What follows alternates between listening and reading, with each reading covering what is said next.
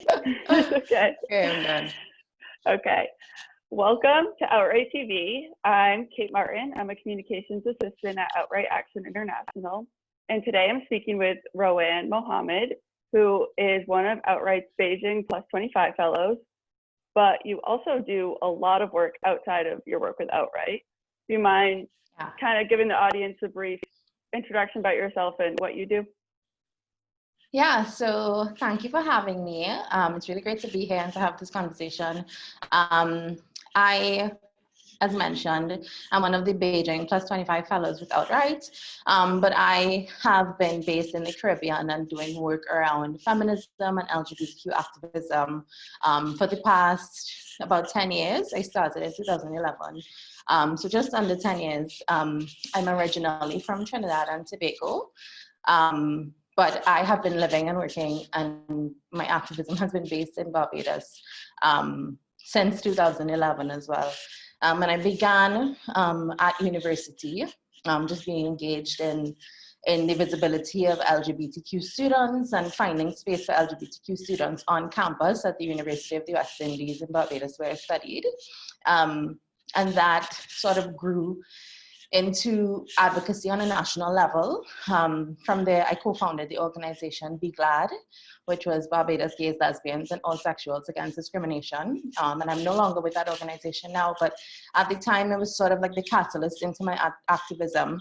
And I found that space really essential, and I co-founded it with Donya Piggott. And it was important for us in many ways because it was the first LGBT organization in Barbados, which was led by young women, and sort of shifted the conversation and the narrative away from what traditional LGBT rhetoric in the Caribbean tends to focus on. And that had been a lot of HIV-centered messaging that specifically focused on cis men. And, you know, it was a reality in the 80s and into the 90s. And there was really groundbreaking work that was done by activists who were living in Barbados and the Caribbean at that time around HIV activism. So in Barbados, the only LGBT organization that existed prior to Be Glad was one called UGLAB, and that was United Gays, Lesbians Against AIDS Barbados. But over time, with this being the central messaging about LGBT activism, the rest of us tend to be invisibilized, and the other issues which we have tend to be invisibilized. So HIV just becomes like that, or just became that hot topic. So into my activism, we focused a lot on diversifying the narrative of what it is to be LGBT within the Caribbean and in Barbados. There's a lot of public advocacy, engagement with media, public education, just having public forums where LGBTQ plus people could raise their concerns and receive education on different things like the human rights that they're entitled to within the country. We also focus a lot on sexual and reproductive health and rights. And I mean, I worked with Be Glad, but additionally to that, over the years, I've branched out into a lot of different things and really started working specifically at the intersection of feminism and women's rights and the LGBTQ community, because they're not separate movements, or at least they shouldn't be. But historically, they have been segregated a bit. You find that there's erasure of queer and trans women within feminist movements in the Caribbean, and then you find that there's the erasure of women within LGBTQ leadership and LGBTQ resource allocation in particular. So moving along through my journey, I realized that more and more, and I realized the need for the intersectional work between the two movements. So in 2017, co-founded the organization She Barbados, which is Sexuality Health Empowerment, which I am the director of now, and is an organization which specifically focuses on advocacy and research and movement building for queer women and transgender people in Barbados. I'm also the coordinator of our Pride Parade here in Barbados, and we had the first parade in 2018. And I know I just said a whole lot. That's great. There's a lot that you've done. Yeah. You just ended with a huge accomplishment, which was starting the first Pride Parade in 2018. Yeah. What was that like? I mean, you only get clearance a few days before? Yes, correct. So Pride in Barbados, I mean, there've always been like people who have celebrated Pride in different ways in Barbados. So hasn't always looked as I think people have expected Pride to look, which is, you know, like the celebration in June that we're sort of used to seeing. But with that, like that one-dimensional idea of what pride is, people just associate like one type of person or one specific archetype of person who's able to participate in pride, right? And that's usually been people from the global north, people who are white, people who are thin, able-bodied, and that's been problematic because, I mean, pride in of itself as a movement was started by, you know, trans women of color. So in the Caribbean, for us, pride, it was really important that we forge our own narratives and that we're able to tell our own stories, and really able to draw off the strength of the movement that has happened, I mean, decades before I was even in existence, you know. So in the 60s and 70s, there were LGBTQ people in Barbados who would have, you know, shows and concerts, a lot of drag queens who were like visible in public. And I think that was a display of pride. In 2015, a trans woman by the name of Alexa Hoffman, she led a human rights walk through Bridgetown. I think that was the first of its kind as well. And we drew on all of that and decided that we wanted to celebrate and commemorate Pride within June, as it was Global Pride Month, and just drew on the ways in which people in our communities have been showing up and showing pride in who they are for all this time. So it was a collective effort. It was an initiative. Pride in 2018, it was an initiative led by a few different civil society organizations who are working on LGBT issues. So myself, as a representative of SHE, we also had representatives from organizations who are working on sexual and reproductive health and providing services to the community. We had people who have been event coordinators for years and sort of focus on creating safe and recreational spaces for the community. We had people from organizations which focus on bringing families together and speaking to the families of LGBTQ people. We just wanted to make sure that the representation and the leadership of this Pride was as comprehensive as it could be, and as inclusive as it could be, and really focused on thinking about who we're trying to engage. It's a lot of the events that we carried out, and our Pride celebrations in 2018 did end with the parade, but it was a long month of coordinated events that led up to the parade, and some of them were private, some of them were public. We just really wanted to make sure that there was space for everybody to participate comfortably. So with the parade, I coordinated the parade, and I mean, in our working group of Pride, you know, we all coordinated like different events, and when the thought of a parade came up, I was like, you know, this is something that I think we should do and I want to do it, and everybody else was sort of just like, you know, like this seems like it could be dangerous. Are you sure this is something that you want to do? And I was just like, you know what, yeah, it's time. So we went through, I coordinated as best as I could. There was no backlash for a long time, and I thought everything was on track to be great, except for the fact that we needed police permission to have the parade because it was in Bridgetown, the capital of Barbados. And I actually got that permission granted on the Friday, and the parade happened on the Sunday. So I was like advertising the parade for the whole time, but without the police permission. I was like, I really hope it comes through. Yeah. But in addition to that, I think the Friday as well, this evangelical group in Barbados who their sole purpose is anti-LGBTQ mobilization, right? They exist just to be anti-LGBTQ. They had like a huge press conference which kind of called the state to, you know, not allow Pride to happen. And even though they didn't, in so many words, incite violence with the things that they were saying, we saw a direct correlation in the violent threats that came to us after their press conference. Like, people were really incensed by, one, the amount of visibility that they brought to the topic, and like negative visibility, and they were sort of like encouraging their congregation mobilize against this, and people really did. People threatened me, threatened us, threatened the parade, and I really showed up on Sunday expecting that somebody would be hurt. I thought that people were threatening to shoot into the crowd. People were threatening to show up with bombs. So it was unprecedented, and I just did not know what to expect. So I think a lot of people, particularly community members who had even planned on showing up and coming and were already nervous, got really afraid and decided not to come. And I mean, it was completely warranted because it was already a risky situation for some people to put themselves out there and to be visible in a country which doesn't really protect explicitly against discrimination for gender and sexual minorities. But luckily on the day, it was incident free. These people didn't show up. There were a lot of talk and hot air. But there were so many allies. So we had a couple hundred people. People came with their families, people came with their babies. It was just a really wonderful experience. And I'm really glad that we did it at the time that we did. And then we did it again in 2019. But we weren't able to have the parade this year, obviously, because of the pandemic. But hopefully it'll be an ongoing event as well. Yeah.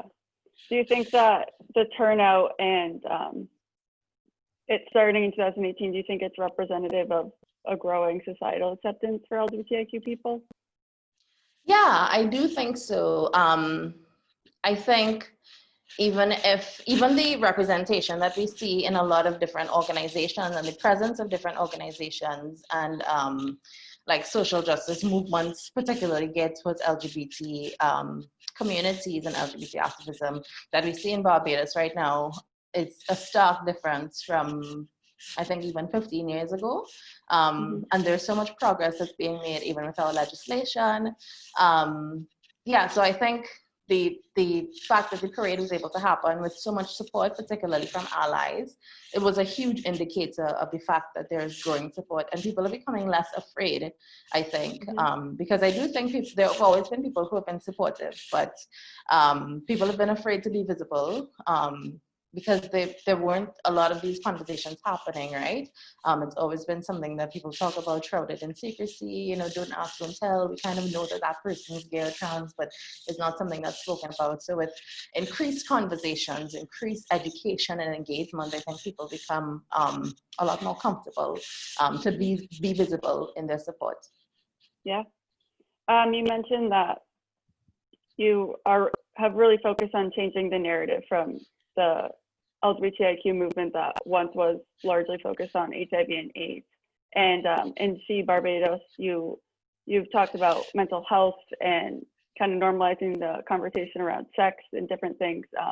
What are some other kind of topics or that you are focusing on that is different and maybe wasn't always part of the conversation?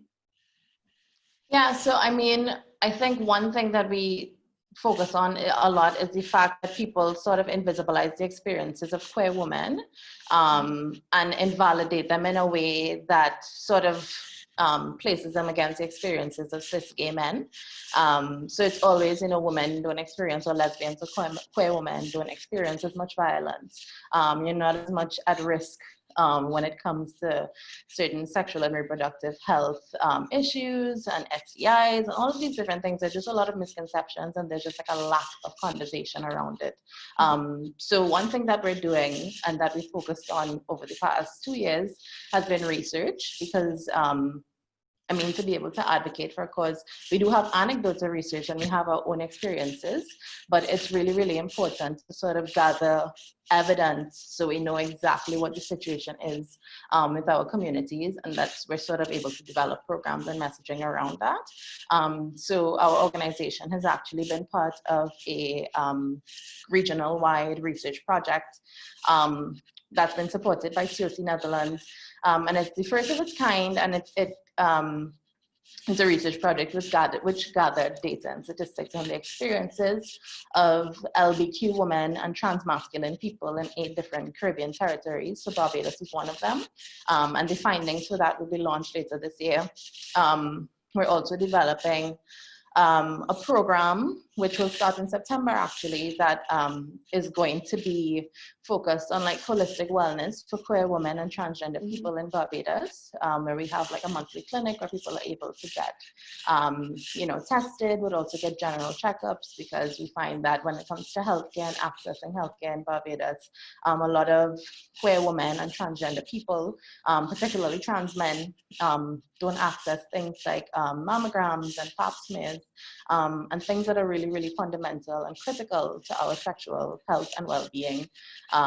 But you're just talking about health holistically. We're going to have like a mental health component of this program as well, just so that we're making sure that the holistic health and well-being of our communities being taken into consideration, especially when it comes to things like STIs, even around the conversation of HIV. I think that there's been this focus of gay cis men within HIV, and even trans women being lumped into that categorization of gay cis men.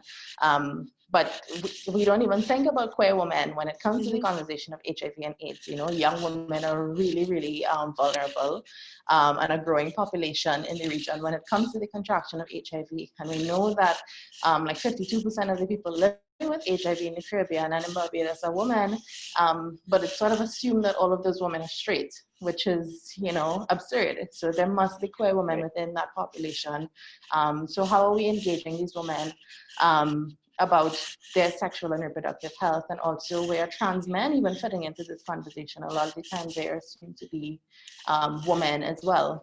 So again, it comes back to data and research, but just making sure that the community knows that these services and the space is available to them. We're also doing a lot of media, which I think is really important. So media which is engaging the general public on LGBTQ issues. There's a lot of education that we're doing around the laws that are in Barbados currently, like the serious indecency law, the buggery law, the fact that some people think that it's illegal to be gay in Barbados when it's not. Just a lot of different discrepancies in people's information because there's a lack of dialogue around it. So we're doing that via a lot of our media platforms, like our Instagram, our Facebook, our website, YouTube, that kind of stuff. And then later on in this year, we're also doing a project that's called LGBTQ is not a blood type. And that's being supported by Women Deliver, because I am an alumni of the Women Deliver Young Leaders Program. And they have a project within that program where their alumni are allowed resources to do work back home. So some of the work that we are going to be doing under this project is focusing on the issue of blood donation and blood donation discrimination on the basis of sexual orientation and gender identity, and interrogating those laws and those policies, because it's not actually written anywhere, but it's sort of believed that LGBT people cannot donate blood, and there have been anecdotal experiences of LGBT people trying to donate blood and being turned away, even though it's not explicitly written into the legislation.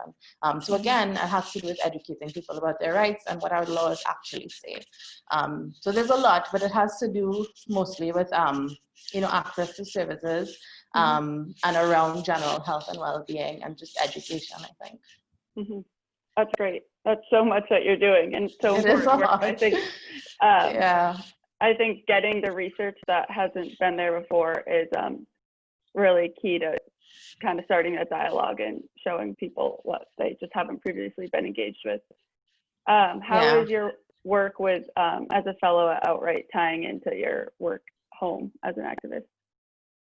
Oh, well, I think it's a really wonderful opportunity. And I mean, the way in which COVID-19 has just sort of like disrupted everybody's lives has been so unexpected. But something I really appreciate about this fellowship is the fact that we stay connected virtually, and we're still able to learn and exchange and share things with each other virtually.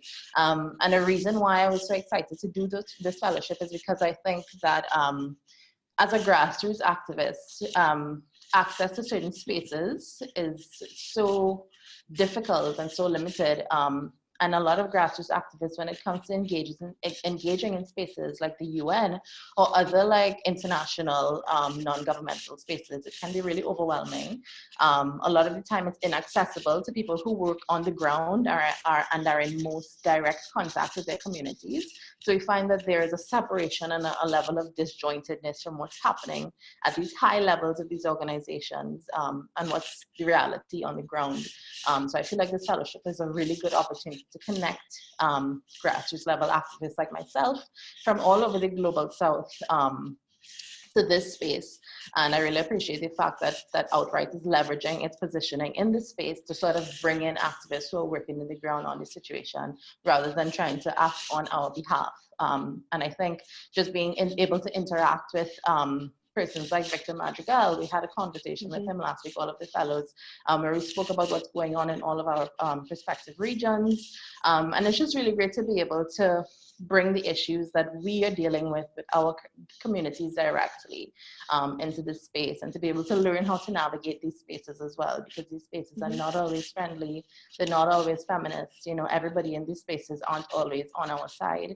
So it's good to be able to go into these spaces and sort of challenge your rhetoric that might be there already, by people who are speaking on your behalf, who might be religious, you know, oppositions. A lot of the time, government representatives or state representatives aren't speaking reality, and they aren't, you know, giving an accurate representation of what's happening in country on the ground. So be able to the ability to have grassroots activists and civil society organizers in the space to hold people accountable and to also challenge their rhetoric, I think is really important. Absolutely. What is something that's inspiring you right now? Oh man. Your vacation next week? Yeah, I do have a vacation next week. Yeah, and I mean, there's so many things that are inspiring me. I think seeing how this pandemic has affected so many people has been sort of devastating, but seeing the ways in which our community has been able to band together and the way in which people are stepping up to assist has been really heartwarming. My organization, for example, partnered with the Outright grant, actually, the Outright LGBTI relief grant, to provide members of our community here in Barbados with food items and toiletries and things that they needed to get through, because I mean, Barbados is a country which is really dependent on tourism. So evidently, with the lack of travel, it's been really, really difficult for people in Barbados, especially LGBTQI people who already are at the back end of a lot of employment discrimination, but work in hospitality and don't have anything to fall back on. They are really struggling right now when it comes to lack of resources. So just seeing the ways in which people are able to step up and support each other has been really inspiring to me. Absolutely. Do you have any final words of wisdom or anything that you want to share with our audience? I don't know that I have any wisdom to share, but yeah, I mean, I'm not even sure who will be watching this exactly or who the target audience is. But I do think that if people are watching from the global north, that they should be mindful of a few things. I think often people from the global north have this idea that the Caribbean is, and other places in the global south are, you know, some of the most homophobic places on earth, and often move forward with that rhetoric and think that it's helpful because they do so with good intent, but to say that, I think really is more harmful than anything, because it invisibilizes the real people who are here in country, you know, being LGBT and being brave and being visible and living their lives authentically. But it also sort of doesn't interrogate the roots of why we have a lot of homophobia or structural inequity when it comes to gender and sexual minorities. It doesn't interrogate the fact that it's a part of our colonial legacy.